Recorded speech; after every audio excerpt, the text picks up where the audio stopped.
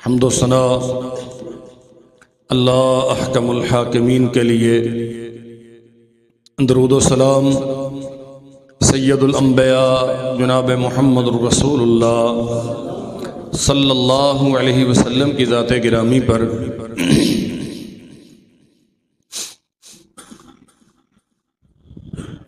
اسلام اللہ ذو الجلال والاکرام کی طرف سے نازل کردہ آخری سچا مکمل اور اکمل دین ہے،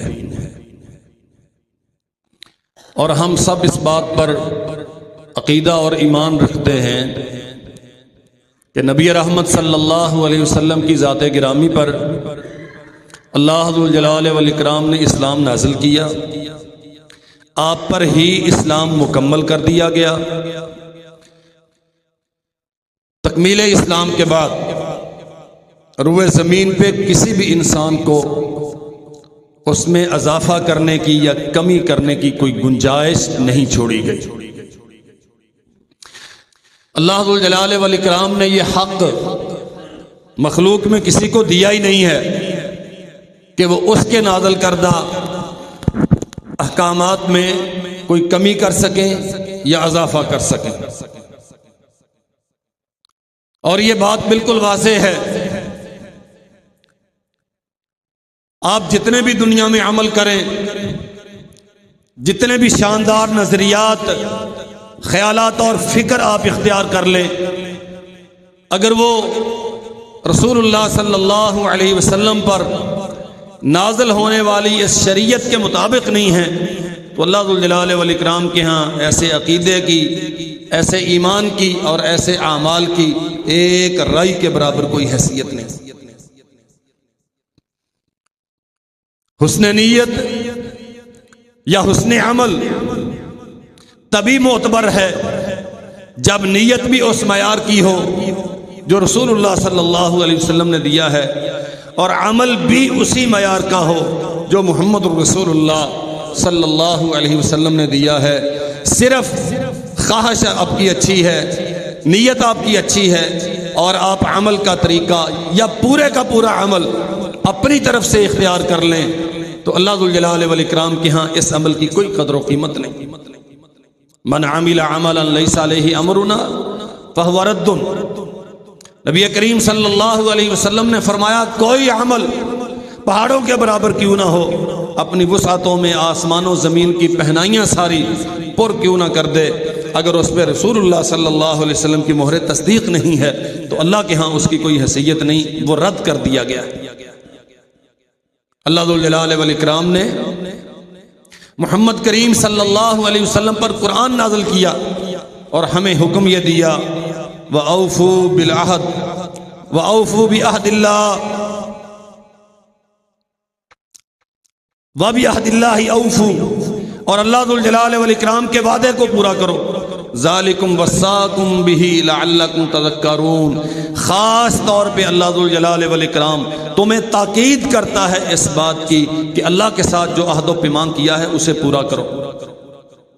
اللہ ذو الجلال والاکرام سے ہم نے عہد و پیمان کیا کیا؟ ایک وہ عہد ہے الست بربکم قالوا بلا۔ اللہ نے پوچھا تھا عالم ارواح میں کیا میں تمہارا رب نہیں ہوں؟ اور ہم سب وہاں موجود تھے اور ہم سب نے کہا تھا بلا اللہ تو ہی ہمارا رب ہے، تیرے علاوہ ہمارا کوئی معبود اور خالق نہیں۔ ایک یہ وعدہ، اور دوسرا وعدہ جو محمد الرسول اللہ صلی اللہ علیہ وسلم کی بابت تمام انبیاء اور رسل علیہم السلام سے لیا گیا۔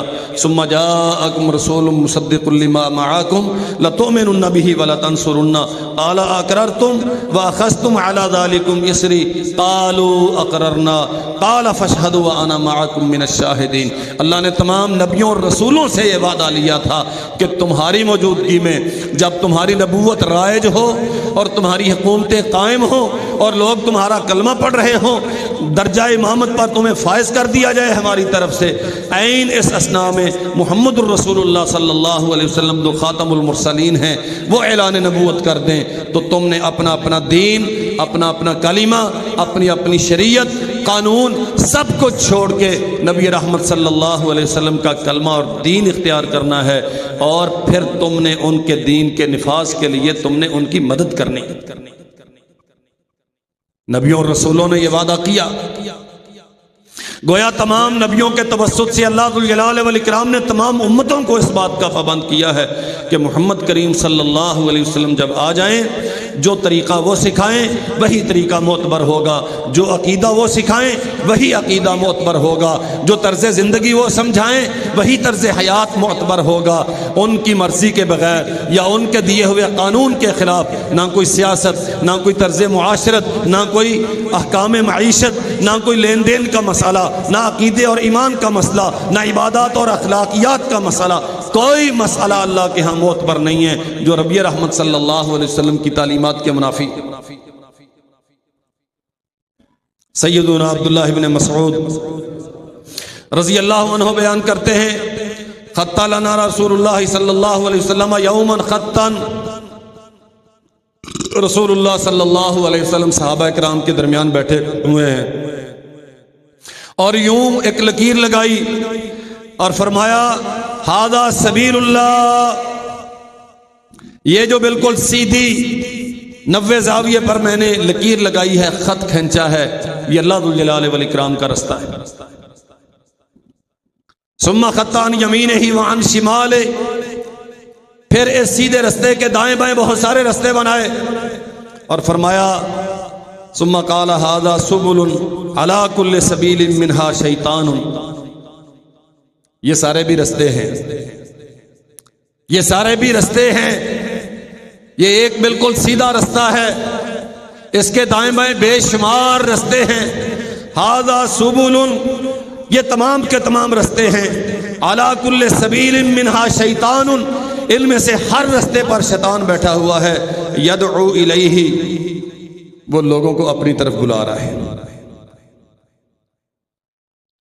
یہ عبادت کے رستے ہیں، یہ ایمانیات کے رستے ہیں، یہ عقیدے اور ایقان کے رستے ہیں، یہ اعمال و افعال کے عبادات کے رستے ہیں۔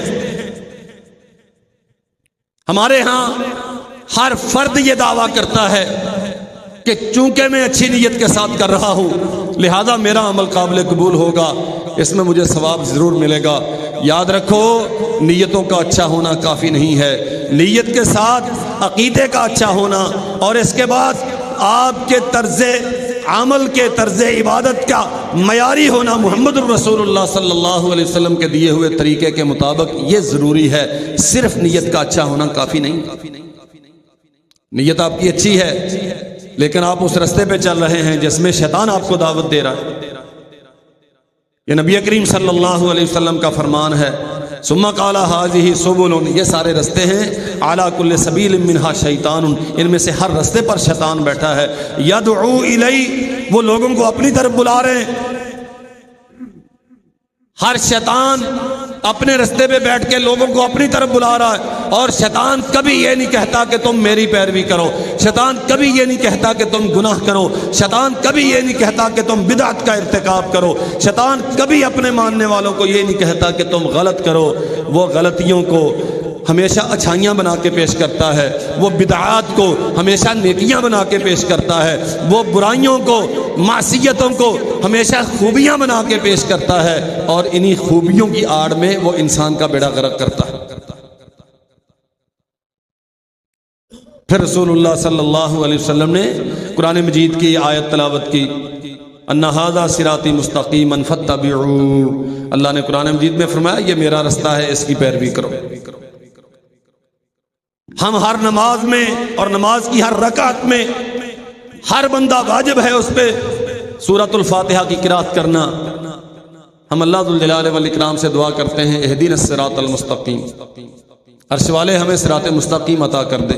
یہ صراط مستقیم ہے، فرمایا ان ھذا صراطی مستقیما فاتبعوہ، یہ بالکل سیدھا راستہ جس میں کوئی ٹیڑھا پن نہیں ہے، جس میں کوئی الجھاؤ نہیں ہے، جس میں کوئی موڑ نہیں ہے، جس میں کوئی تاریکی نہیں ہے، جس میں کوئی کھڈے اور ناہمواری نہیں ہے۔ اللہ ذوالجلال والاکرام نے یہ رستہ دیا ہے، ان ھذا صراطی مستقیما فرمایا یہ اللہ ذو الجلال والاکرام کا رستہ ہے، فاتبعوا، اس کی پیروی کرو، اس رستے پر چلو، ولا تتبعوا السبل فتفرق بکم عن سبیلہ، یہ دائیں بائیں کے جتنے رستے ہیں، اماموں کے رستے ہیں، اولیاء کے رستے ہیں، کتب اقطاب کے رستے ہیں، علماء مفتیوں کے رستے ہیں، خاندانی رسم و رواج کے رستے ہیں، قبیلوں کے وڈیروں کے رستے ہیں، سیاستدانوں کے لیڈروں کے رستے ہیں، وقت کی حکومتوں کے مفادات کے رستے ہیں۔ فرمایا یہ سارے گمراہ کرنے والے ہیں۔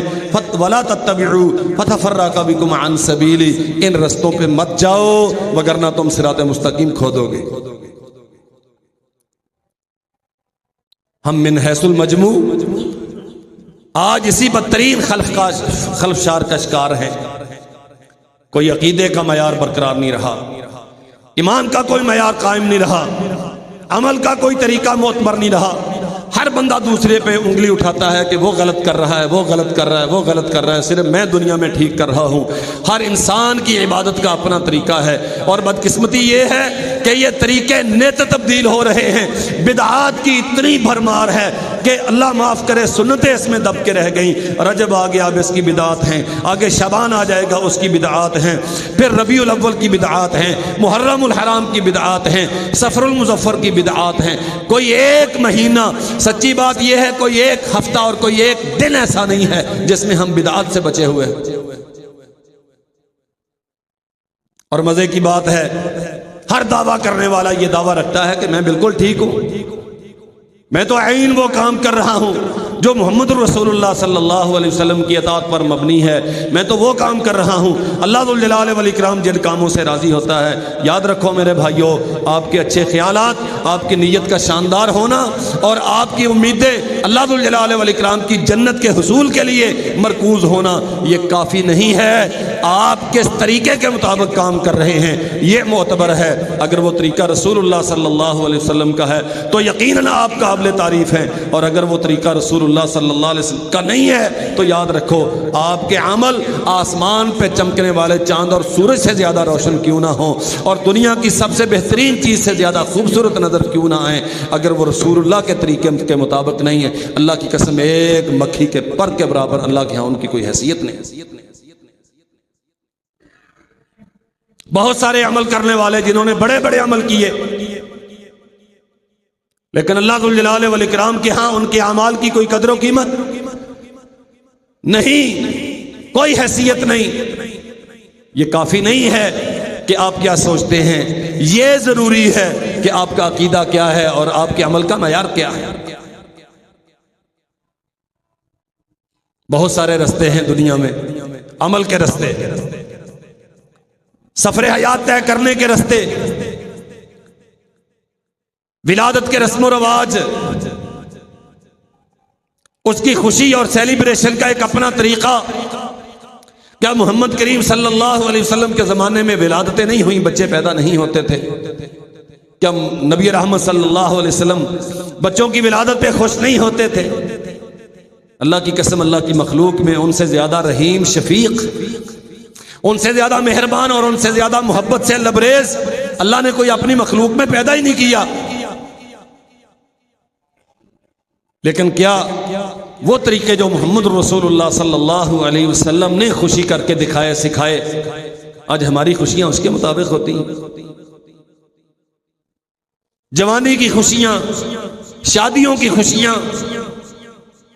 وفیات پہ غم، کوئی ایک مسئلہ ایسا ہو جو رسول اللہ صلی اللہ علیہ وسلم کی زندگی میں پیش نہیں آیا یا آپ سے اس کے لیے رہنمائی کے اصول موجود نہ۔ اگر یہ سارا کچھ ہے، اور یقیناً ہے، کوئی چیز ہمیں سمجھ نہ آئے تو یہ ہمارے فہم کی کمزوری ہے۔ کوئی مسئلہ ہم کتاب و سنت سے استنباط نہ کر سکیں، اخذ نہ کر سکیں، سیکھ نہ سکیں تو یہ ہماری عقل کی کمزور ہونے کی دلیل ہے۔ مگر نہ اللہ ذو الجلال والاکرام نے اپنے نبی پر شریعت مکمل کی ہے، اور شریعت کے مکمل ہونے کا معنی یہ ہے کوئی ایک مسئلہ جو انسانی زندگی میں کبھی پیش آ سکتا ہے اس کے اصول و قواعد محمد کریم صلی اللہ علیہ وسلم پر اللہ نے اتار دیے۔ پھر ایسا کیوں ہوتا ہے؟ کان رسول اللہ صلی اللہ علیہ وسلم یخطب الناس علی المنبر، رسول اللہ صلی اللہ علیہ وسلم منبر پر کھڑے ہو کر لوگوں کو خطبہ دے رہے ہیں، اور کیا ارشاد فرمایا؟ وَيَقُولُ أَمَّا بَعْدُ فَإِنَّ أَصْدَقَ الْحَدِيثِ کتاب اللہ۔ لوگوں یاد رکھو، کائنات میں سب سے سچی بات اللہ ذوالجلال والاکرام کی کتاب میں ہے، قرآن مجید میں ہے، اس سے زیادہ سچ اور کوئی نہیں۔ اس کا معنی کیا ہے؟ تیرا ابا سچ کہتا ہوگا، تیرے مولوی کا فتویٰ تیری نظر میں درست ہوگا، تیرے پیر کا مسلک مذہب اس کے ماننے والوں کے ہاں درست ہوگا، پارٹی لیڈر کے فرمودات اور اس کے ارشادات اور تیرا منشور درست ہوگا، لیکن کب تک؟ جب تک وہ کتاب و سنت کے مطابق ہے، جب تک اس سچی کتاب کے مطابق ہے۔ اگر تیری پارٹی کا منشور اس کے خلاف ہے، تیرے مولوی کا فتویٰ اس کے خلاف ہے، تیرے فقیہ کی آراء اس کے خلاف ہیں، تیرے مفکر کی فکر اور رائے اس کتاب کے خلاف ہے، تیرے خاندان کے رسم و رواج اس کے خلاف ہیں، تیرے بڑوں کی فہم و فراست اس کے خلاف ہے، تو یاد رکھو ان اصدق الحدیث کتاب اللہ، پھر سچائی وہ ہے جو قرآن مجید میں ہے، جو اس کے خلاف ہے وہ سب جھوٹ ہے، وہ سچا نہیں ہو سکتا۔ نہیں جی تب حالات اور تھے، اب حالات اور ہیں، نہیں جی دیکھیں جی حضرت آپ نہیں سمجھتے، مسئلہ یہ ہے کہ حالات کا تقاضا، کوئی حالات کا تقاضا نہیں، تقاضا شریعت کا ہے، تقاضا اللہ رب العالمین کا ہے، تقاضا محمد الرسول اللہ صلی اللہ علیہ وسلم کا ہے، وہ غیر مشروط اللہ کی بندگی کا تقاضا، وہ غیر مشروط محمد الرسول اللہ صلی اللہ علیہ وسلم کی اطاعت و فرما برداری کا تقاضا، حالات کے تقاضے جتنے ہیں سب کو شریعت کے تقاضوں پر قربان کیا جائے گا، یا ان کے مطابق انہیں ڈھالا جائے گا، شریعت کو چھوڑ کے حالات کے تقاضے پورے نہیں کیے جائیں گے۔ یخطب الناس علی المنبر، ممبر پر کھڑے ہو کر لوگوں کو خطاب کر رہے ہیں، ان اصدق الحدیث کتاب اللہ وخیر الہدی ہدی محمد صلی اللہ علیہ وسلم، اللہ کی کتاب سب سے سچی بات ہے، اور یاد رکھو محمد الرسول اللہ صلی اللہ علیہ وسلم نے جو قانون دیا ہے وہ سب سے بہترین قانون ہے۔ فَإِنَّ خَيْرَ الْهَدْيِ هَدْيُ مُحَمَّدٍ، محمد کریم صلی اللہ علیہ وسلم نے جو دستور اور آئین دیا ہے یہ سب سے بہترین دستور اور آئین ہے، اس سے بہتر قانون اور کوئی نہیں ہے۔ اللہ اکبر۔ وَشَرَّ الْأُمُورِ مُحْدَثَاتُهَا، اور وہ بدترین کام ہیں جو دین سمجھ کے اختیار کر لیے جائیں لیکن رسول اللہ صلی اللہ علیہ وسلم کی شریعت میں موجود نہ ہو۔ وَكُلُّ مُحْدَثَةٍ بِدْعَةٍ، اور ہر نیا کام، ہر بدعت دین میں شامل کیا جانے والا، چاہے نیت آپ کی کتنی اچھی کیوں نہ ہو، ہر وہ عمل جو رسول اللہ کی شریعت سے ثابت نہیں ہے وہ گمراہی ہے، اور ایک دوسری روایت میں ہے وَكُلُّ ضَلَالَةٍ فِي النَّارِ، ہر گمراہی کا ارتکاب کرنے والا بالآخر جہنم میں جائے گا۔ ایک صاف ستھرا دین، نبی کریم صلی اللہ علیہ وسلم نے فرمایا ترکتکم علی مثل البیضاء لیلھا ونہارھا سواء لا یزیغ بعدی عنہا الا ہالک، میں تمہیں ایک بہت روشن صاف ستھرے دین پر چھوڑ کے جا رہا ہوں، علی مثل البیضاء، جیسے سورج چمکتا ہے اور کسی طرف تاریکی کا کوئی امکان نہیں، اندھیرا اور ظلمتیں نہیں ہیں، اللہ ذوالجلال والاکرام نے جو روشن دین محمد کریم صلی اللہ علیہ وسلم پر مکمل کر دیا، اللہ کے نبی اپنی امت کو یہ روشن دین دے کے گئے، لا یزیغ بعدی عنہا الا ہالک، جو میرے بعد اس دین کو چھوڑ کے کسی اور طرف نکل گیا وہ برباد ہو گیا۔ اپنے اپنے معیارات دیکھ لیں، کیا ہمارے عقیدے اسی دین کے مطابق ہیں؟ کیا ایمانیات کی باب میں ہم اسی دین کی پیروی کر رہے ہیں؟ کیا ہمارے اعمال و افعال، عبادات، نیکیاں اسی دین کے مطابق ہیں؟ اگر ہم یہ سارے دعویٰ رکھتے ہیں کہ ہم اسی دین کے مطابق سب کچھ کرنے میں اپنی نجات سمجھتے ہیں، تو پھر رجب میں اتنے سارے عمل کیے جانے والے، فلاں نماز ہے، فلاں روزے ہیں، فلاں دن یہ کرنا ہے، فلاں دن وہ کرنا ہے، شب برات منانی ہے، شب معراج منانی ہے، اور 12 ربیع الاول منانا ہے، اور 10 محرم منانا ہے، اور فلاں یہ سارا کچھ کہاں سے آیا؟ کیا محمد الرسول اللہ صلی اللہ علیہ وسلم نے کوئی ایک کام ان مہینوں میں، ان ایام کی نسبت سے کیا؟ اگر نہیں کیا اور یقیناً نہیں کیا تو پھر ہم اس کام کو عبادت سمجھ کے اختیار کریں، کتنے ثواب کی امید ہو سکتی ہے؟ اللہ اکبر۔ نبی کریم صلی اللہ علیہ وسلم نے فرمایا ستۃ لعنتہم ولعنہم اللہ، 6 قسم کے لوگ ہیں جن پر میں بھی لعنت کرتا ہوں اور اللہ ذو الجلال والاکرام نے بھی ان پہ لعنت کی۔ رسول اللہ کی لعنت، اللہ کی لعنت، رسول اللہ کی لعنت کا معنی اللہ کے نبی دعا کرتے ہیں اللہ اسے ہمیشہ کے لیے اپنی رحمت سے دور کر دے، اور اللہ کی لعنت کا معنی اللہ اعلان کرتا ہے میں نے اس بدبخت کو اپنی رحمت سے ہمیشہ کے لیے محروم کر دیا۔ کون ہے یہ 6؟ فرمایا رسول اللہ صلی اللہ علیہ وسلم نے وَكُلُّ نَبِيٍّ مُجَابٌ، اور لوگوں یاد رکھو نبی جس کے لیے دعا کر دے وہ بھی قبول ہوتی ہے، جس کے خلاف دعا کر دے وہ بھی قبول ہوتی ہے۔ وَكُلُّ نَبِيٍّ مُجَابٌ، نبی کی دعا یا بد دعا کبھی رد نہیں کی جاتی۔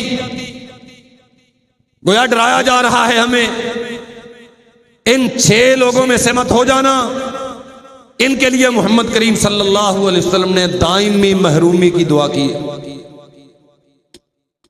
الزائد فی کتاب اللہ، اللہ کی کتاب میں اضافہ کرنے والا، اللہ کا حکم نہیں ہے، شریعت کا مسئلہ نہیں ہے، اسے شریعت کی طرف منسوب کرتا ہے۔ اور یاد رکھو میرے بھائیوں،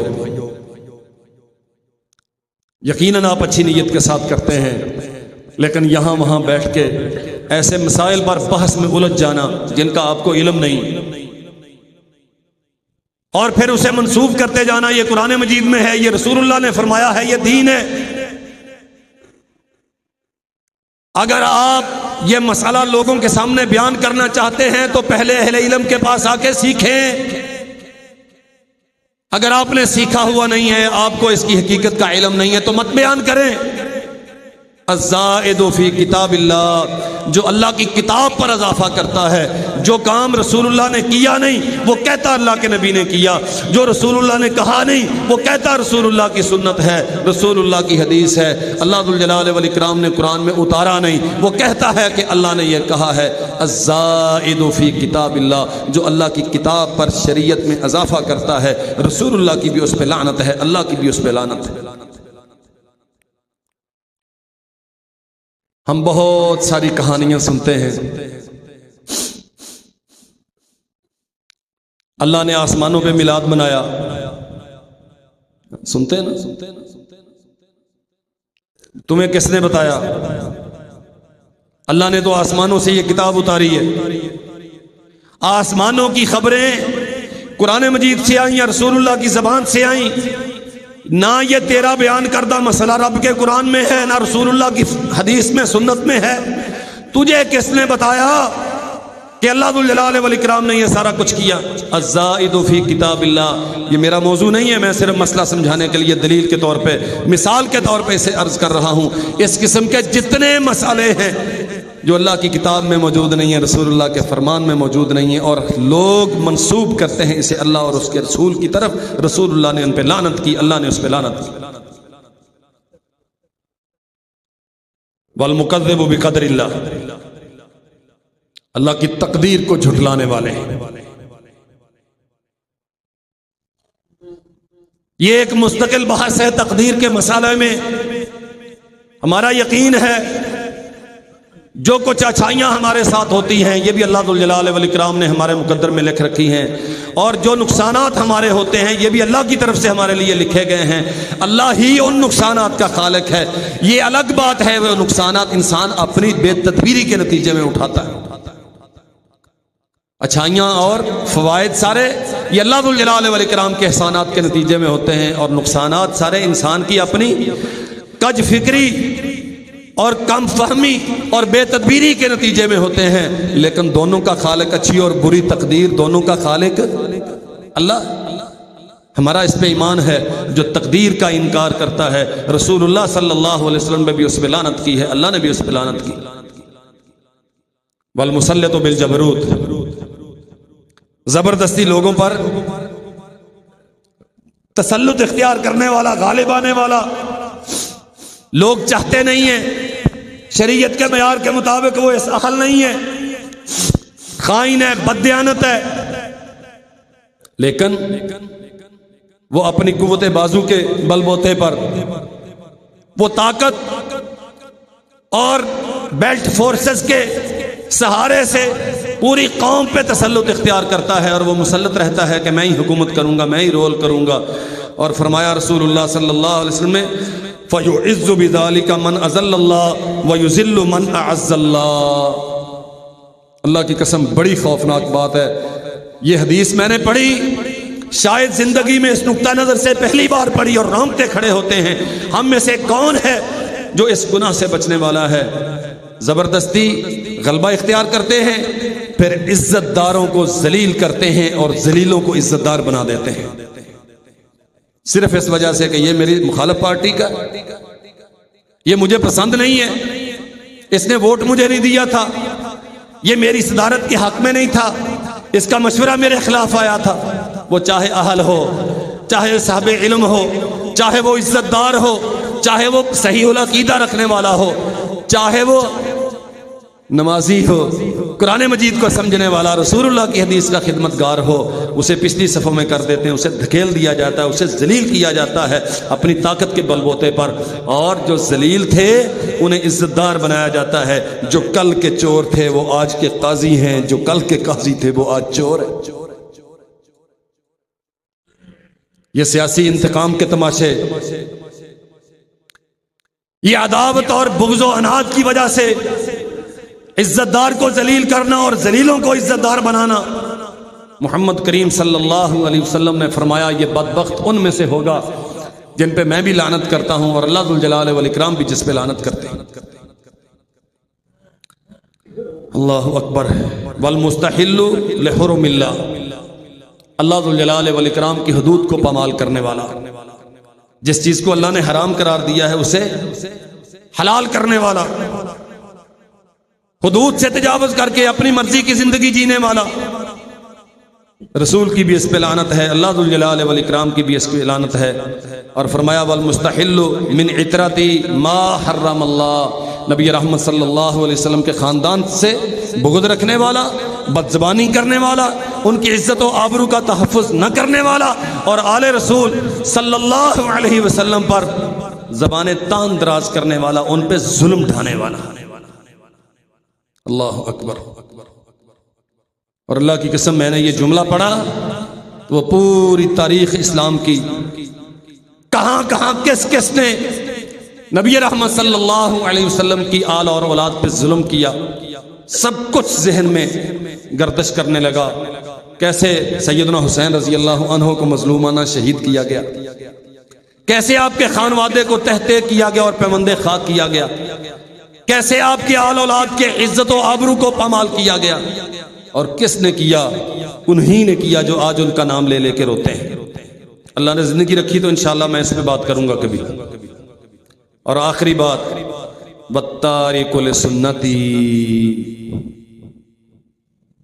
جو رسول اللہ کی سنتوں کو ترک کرنے والا ہے، جو نبی کریم صلی اللہ علیہ وسلم کی حدیث کا انکار کرتا ہے، لیت و لال کرتا ہے، ہیلے بہانے کرتا ہے، نہیں مانتا یہ میرے امام کا فتویٰ ہے اس لیے حدیث کو چھوڑ دیا، یہ میرے پیر کا طرز عمل ہے اس لیے حدیث کو چھوڑ دیا، یہ میرے لیڈر کا منشور ہے اس لیے حدیث کو چھوڑ دیا، وقت کا تقاضا یہ چاہتا ہے رسول اللہ کی سنت کو ترک کر دیا، حالات یوں چاہتے ہیں محمد کریم صلی اللہ علیہ وسلم کے طریقے کو ترک کر دیا۔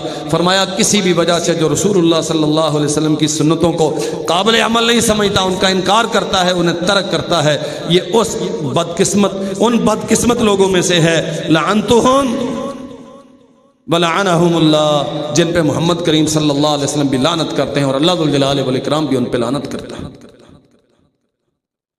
ہماری زندگی میں کتنی سنتیں ہیں جنہیں ہم نے چھوڑا اور بدعات کو ان کی جگہ پہ رواج دیا۔ اللہ کی قسم انسانی زندگی کا ایک دن صبح بیداری سے لے کر رات سونے تک شاید 20 ایسی سنتیں ہیں محمد رسول اللہ صلی اللہ علیہ وسلم کی جنہیں ہم بے وقت سمجھ کے ناقابل عمل سمجھ کے چھوڑتے ہیں اور نبی رحمت صلی اللہ علیہ وسلم کی ہدایات کے خلاف بدعات کا اقرار کرتے ہیں، بدعات میں مبتلا ہیں۔ اللہ اکبر۔ سیدنا ابو بکر صدیق رضی اللہ عنہ کا بیعت عامہ کے بعد پہلا خطبہ جو رسول اللہ کے منبر پہ آپ نے بیٹھ کے دیا،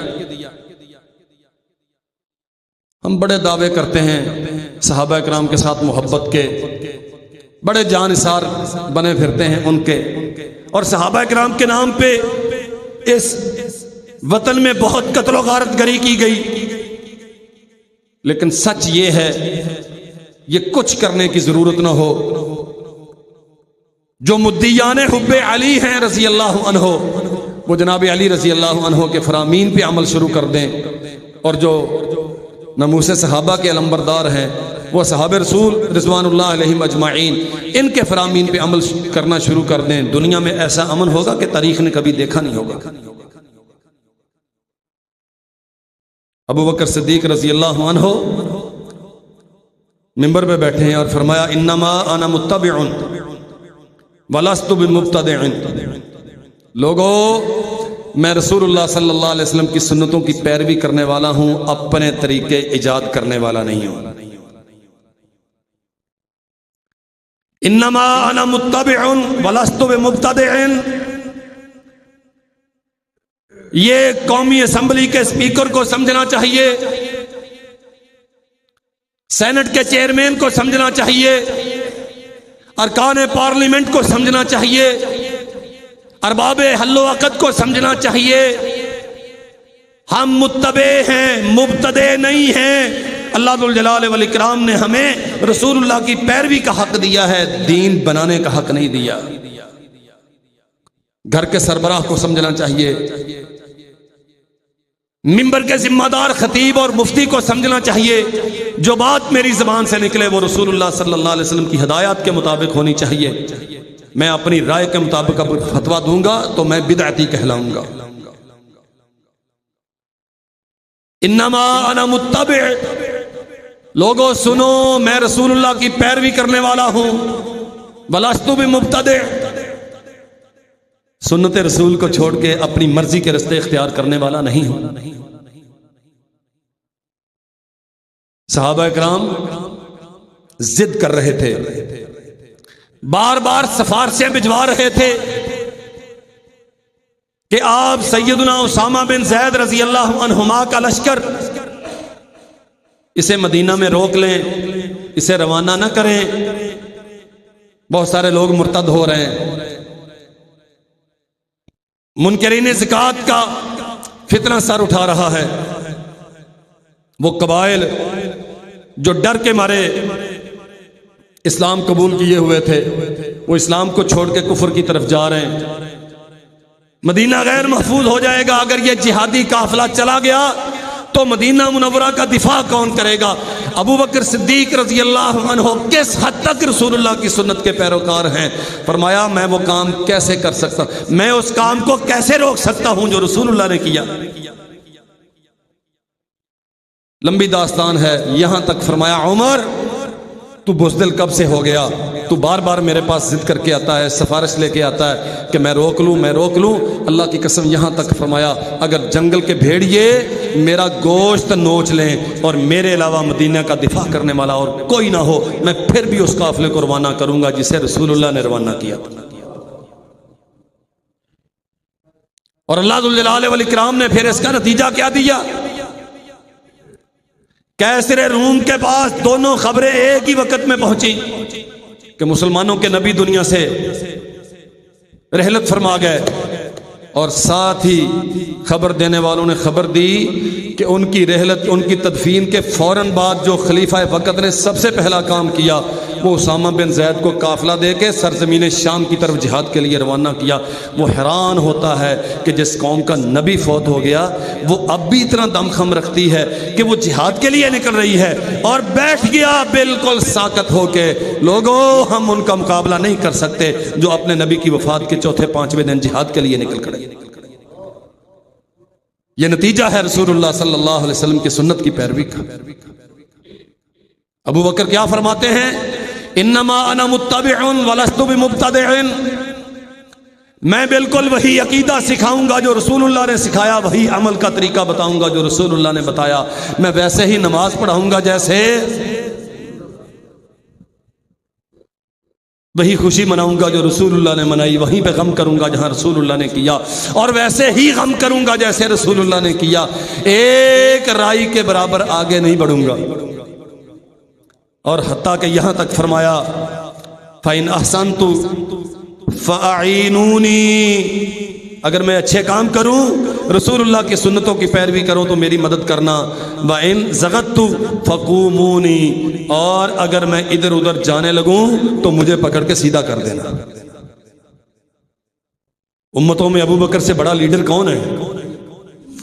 ان سے زیادہ قانون سازی کرنے والا، ان سے اچھا منشور مرتب کرنے والا، ان سے بہتر پارٹی کو چلانے والا۔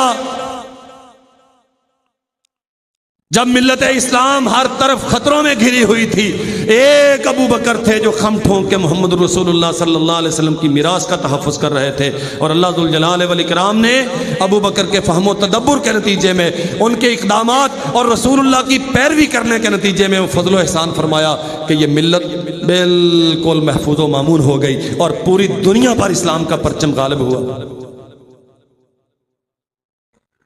اگرچہ خلافت کا دورانیہ 2 ماہ ہے، 2 سال ہے، لیکن اتنے اچھے مدبر جو محمد رسول اللہ صلی اللہ علیہ وسلم کے سب سے اقرب ساتھی ہوں، سفر و حضر کے رفیق ہوں، مہر میں راز نبوت ہوں، آپ کی کوئی جو بات نہ سمجھ سکا، ابو بکر تو وہ بھی سمجھتے تھے، اور ابو بکر آپ کے رازدار تھے،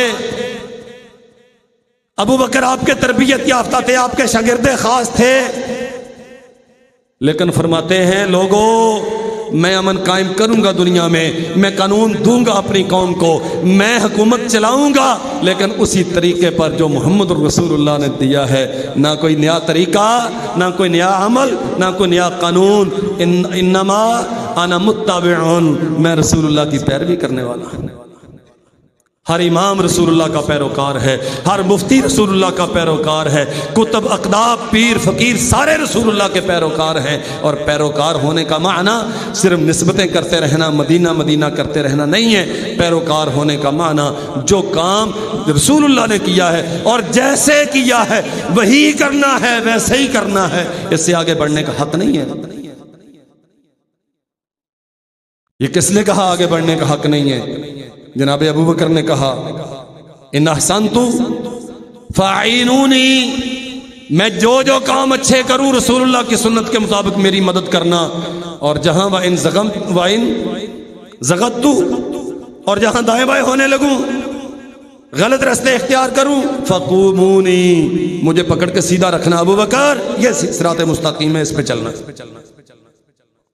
ہماری بدقسمتی ہے یہاں صرف خوشامدی، یہاں صرف زندہ باد کے نعرے لگانے والے، وہ الو کا پٹھا ایک نماز نہ پڑھے تو بھی زندہ باد ہے، وہ واشنگٹن کو اپنا قبلہ و کعبہ بنا لے پھر بھی زندہ باد ہے، وہ بے پردہ عورتیں حسن و جمال سے مرصع ہو کے غیر مردوں کے ہاتھ اپنے ہاتھوں میں لے کے محبت اور عقیدت کا احترام کریں پھر بھی زندہ باد ہیں، اور وہ ہمارے لوگ پوسٹیں لگاتے ہیں تم جیتو یا یار ہارو ہم تمہارے ساتھ ہیں، ڈوب کے مر جاؤ، وہ جہنم کے رستے پہ جا رہے ہیں، تم ان کے ساتھ پیچھے جہنم کے رستے پہ جا رہے ہیں۔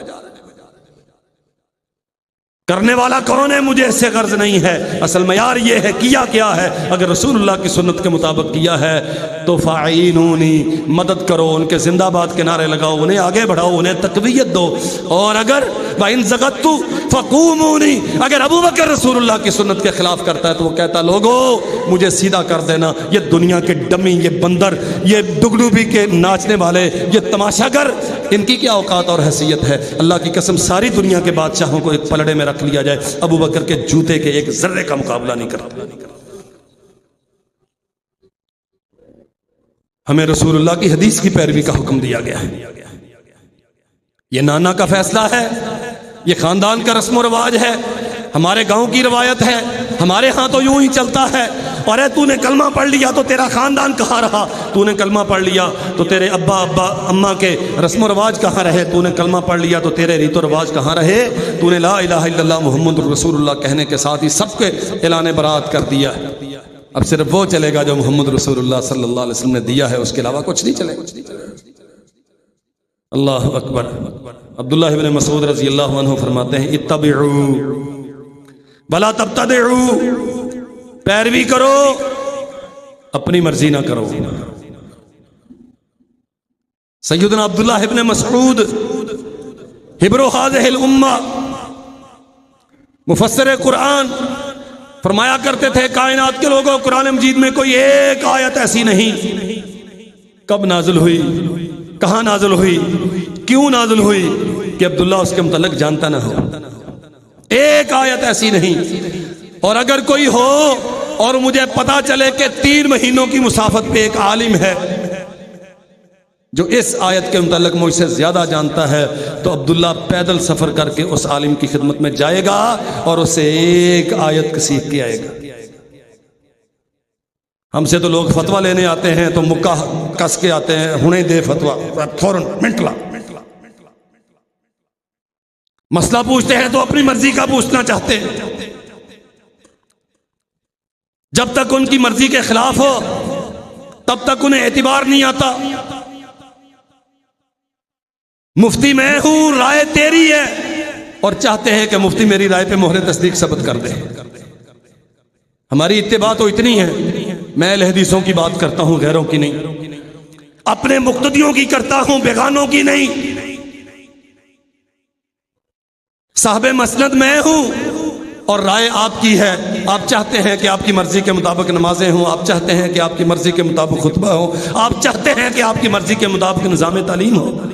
یہ اتباع ہے۔ اتباع تو علم کی جاتی ہے، علم تو صاحب علم کے پاس ہوتا ہے۔ مشورہ دینا اور بات ہے، لیکن ڈکٹیٹ کرنا اور یہ چاہنا کہ جیسے ہم نے کہہ دیا ویسے ہو جائے، یہ بالکل مختلف بات ہے۔ عبداللہ ابن مسعود کہتے ہیں اتبعوا ولا تبتدعوا، پیروی کرو اپنی مرضیاں نہ کرو۔ فقد کفیتم، صحابہ کرام کی پیروی کرتے رہو، رسول اللہ کی سنت کی پیروی کرتے رہو، کافی ہے، تمہیں جنت میں چلے جاؤ گے۔ اللہ اکبر۔ اور ساتھ ہی فرمایا وَكُلُّ بِدْعَةٍ ضَلَالَةٍ، یہ جو نئی نئی رائے لے کے آتے ہو نا، دین میں اختراعات لے کے آتے ہو، یہ سب کچھ گمراہی ہے۔ کنہیں کہا؟ تابعین سے کہا نا۔ صحابی اگر کہتا ہے تو تابعین سے ہی کہتا ہے۔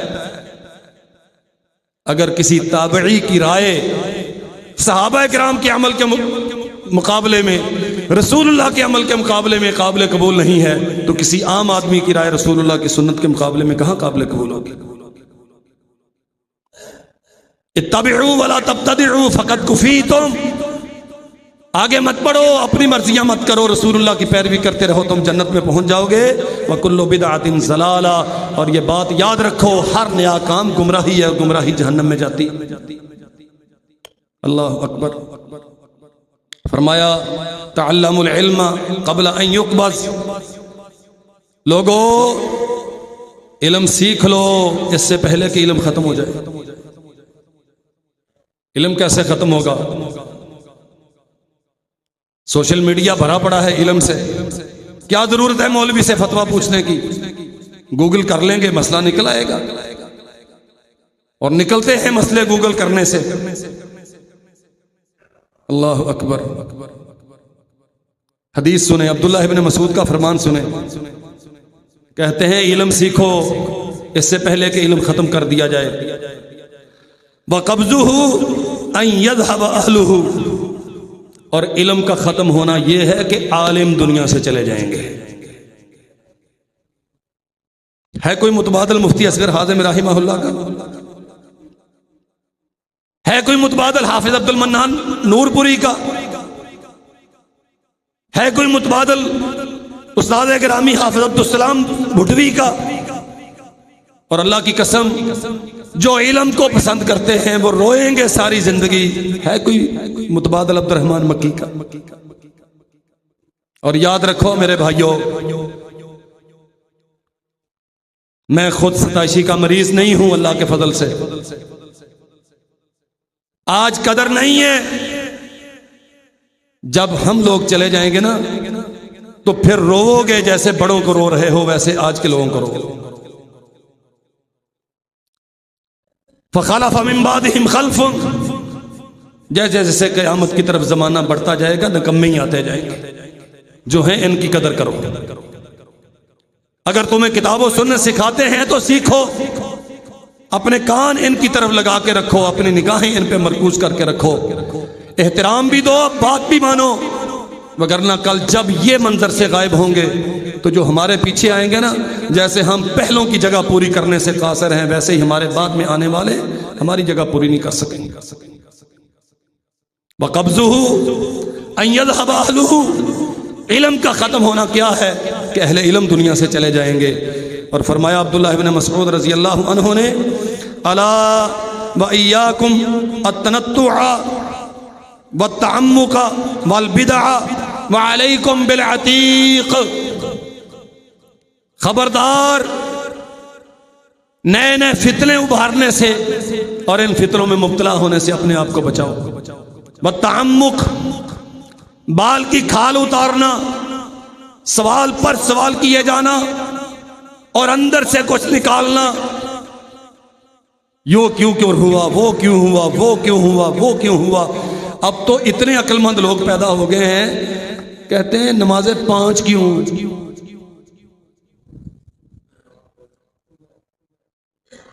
رسول اللہ کے فیصلے پر کیوں، اللہ کے فیصلے پر کیوں، یہ فجر سے پہلے کیوں ہے، یہ زوال کے بعد کیوں ہے.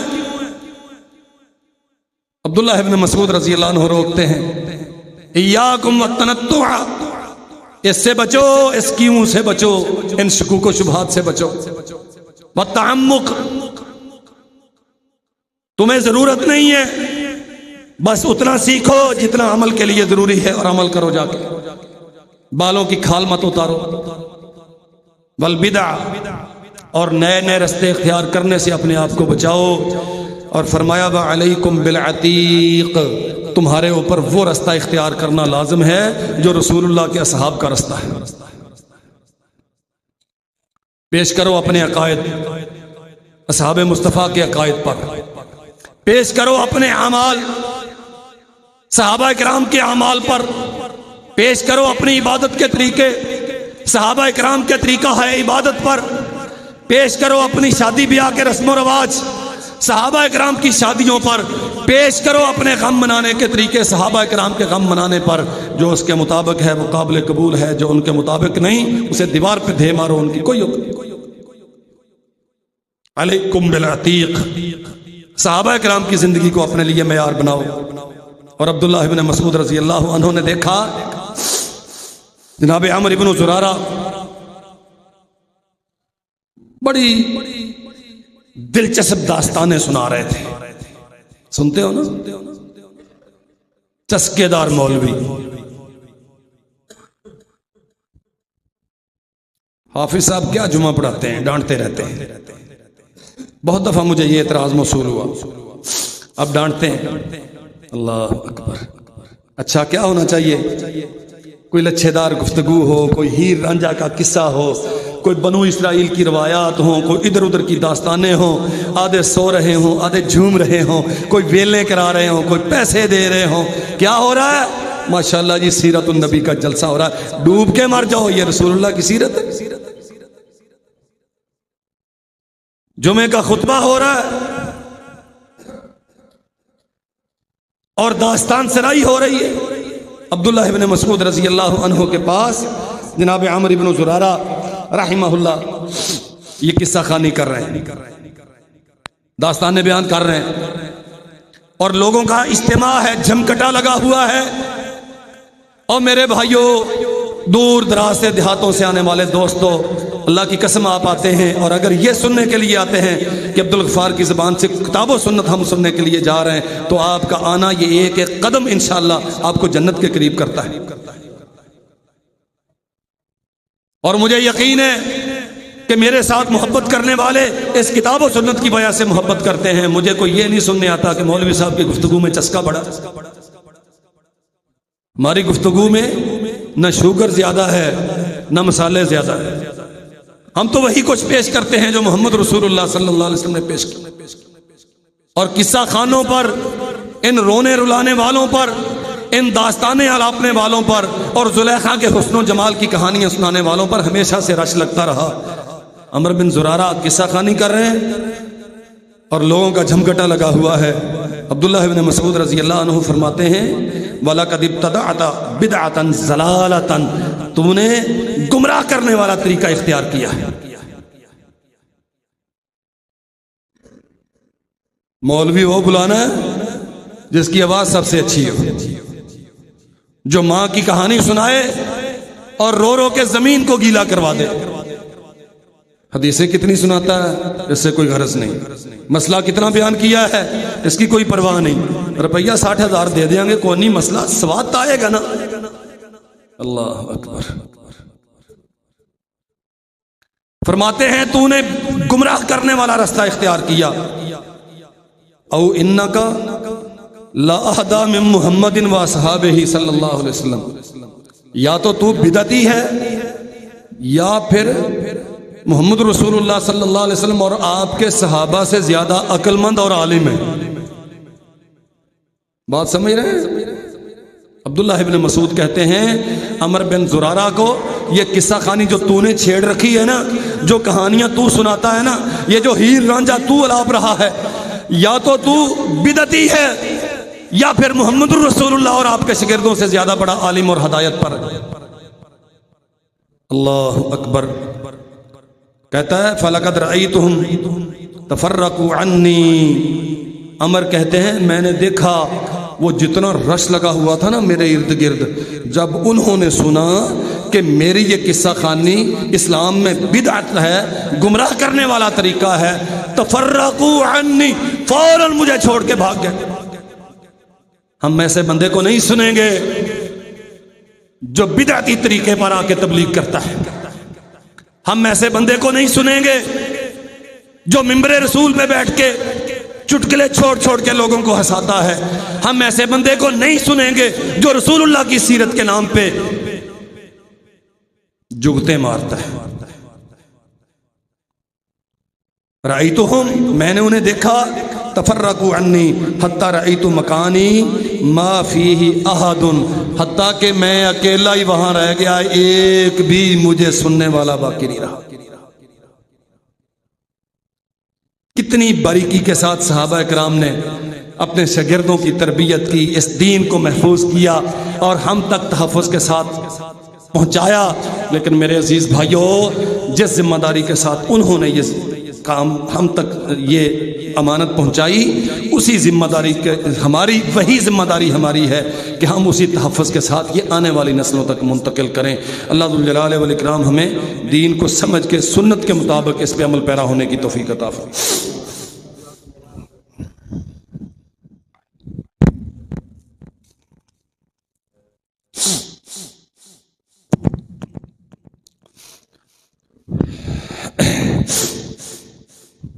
نہایت اہم حالات کی ضرورت اور تقاضوں کے عین مطابق اور بہت گہرا علمی موضوع آپ کے سامنے شروع کیا ہے۔ آج اس کے تمہیدی کلمات تھے، اللہ نے زندگی رکھی تو انشاءاللہ اس پہ بالتفصیل بات کریں گے۔ بات آپ کو تبھی سمجھ آئے گی جب آپ وقت پہ آئیں گے۔ جو کہانیاں ہمیشہ سے آپ سن رہے ہیں نا، وہ آخر سے جا کے چند شعر بھی آپ سن لیں تو آپ کو پتہ چل جائے گا کہ آج مولوی صاحب نے یہی کچھ بیان کیا ہے۔ لیکن انشاءاللہ وہ ایک دوست ہیں، چند دن پہلے مجھے ملے، کہتے ہیں جی میں پچھلے 7-8 سال سے باقاعدگی کے ساتھ آپ کا خطبہ یہاں آ کے یا وہ سوشل میڈیا پہ سنتا ہوں، اتنے سالوں میں ایک بھی خطبہ آپ نے کبھی دہرایا نہیں۔ اس کی وجہ یہ ہے کہ میں ہر خطبے کو اپنی ذمہ داری سمجھ کے تیاری کر کے آتا ہوں، آپ بھی ذمہ داری سمجھ کے تیاری کر کے آیا کریں، وقت پہ آئیں گے تو انشاءاللہ آپ کو فائدہ ہوگا۔